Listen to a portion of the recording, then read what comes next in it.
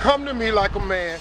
Halloween was a trip. Halloween, we couldn't afford no Halloween costumes. Hey, kids, please. Mama sent us down to the liquor store, put boxes on us. We didn't know what we were. I don't know what we are. I don't know. She didn't tell us.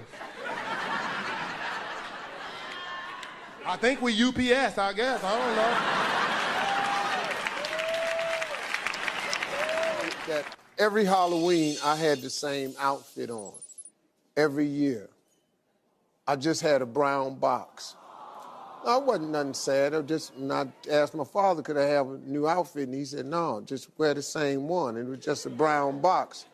And he just told me to tell everybody I was a UPS man. So after listening to me... Oh, so now we have what the girls call nowadays receipts. That's what they call them. Because 30 years ago, if you said this and claimed a comedian took a joke, you couldn't really prove it. It was just something that was out there, and if you seen it, you seen it, you know, but times have changed. We live in the information age. We got something called Google, YouTube. Steve Harvey's still denying that he took this joke. My whole thing is, if you're gonna steal a joke, at least steal a funny one. That joke wasn't that funny. It didn't do nothing for me.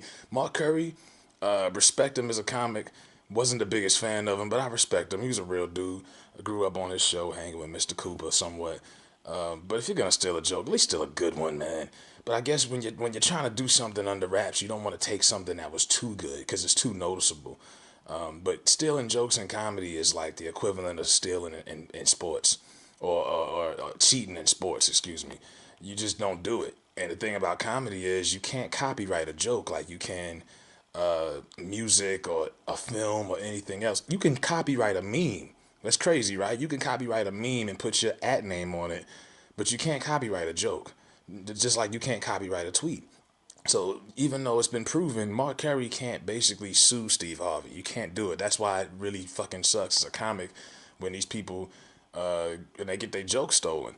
Because it's a lot to go into making a joke. So if when a comedian is writing jokes, they might write 10 jokes, maybe 8 or 9 of them are funny. Maybe one of them is good enough to make their routine.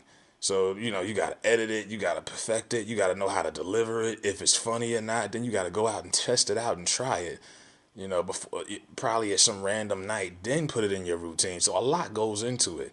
So it's like the most disrespectful thing a comic can do.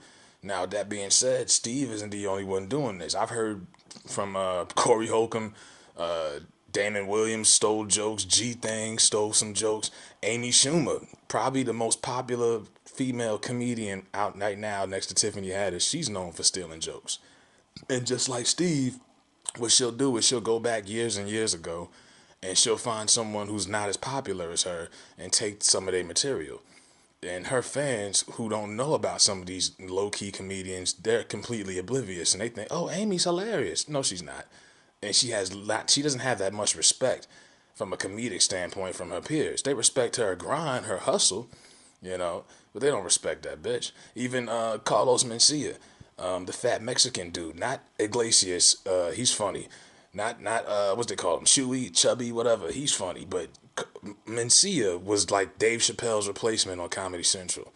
And he had that little sketch show for a while, but he's a joke thief also. And every comedian, they all know it. And he even admitted it, I think, on Joe Rogan's show or something, where he was like, yeah, I steal jokes. And he thought it was okay just to tell the truth, but he lost a lot of respect for that. You know what I mean? Like, we you know, you get respect for telling the truth, but you're still a sucker. So, you know, Curry got a point. Steve Harvey, now Steve, if he even does speak on this on his show, he gonna be like, well, we two black men, we grew up in the hood the same way. We probably just had the same kind of Halloween. That's probably what it was. That probably ain't nobody steal nothing. Like, dude, you was almost word for word. Like, come on, bro, cut it out, Steve. You know what I mean? You stole from this man, and if you're gonna steal a funny joke at least. That, you know. So Steve was like, I haven't done comedy since 2015. And Mark Curry need to grow up. I'm at peace. Of course you at peace. Of course you at peace, because you could deny it. You got plenty of money you sitting on. You had 8 jobs. Now you got about 5. Of course Steve's at peace. You know, but at the end of the day, he's probably one of the most successful comedians that a lot of his peers don't really respect him outside of his grind. and that sucks. And you can see some of the same stuff with Kevin Hart, where people respect his grind, but I don't think a lot of comedians really respect his work. And Kevin's never been a joke thief. I respect that, but when you see comics calling him out like Mike Epps, I don't think Mike Epps has no reason to be jealous. Mike Epps has never been jealous of any comedian. Why all of a sudden is he jealous because of Kevin?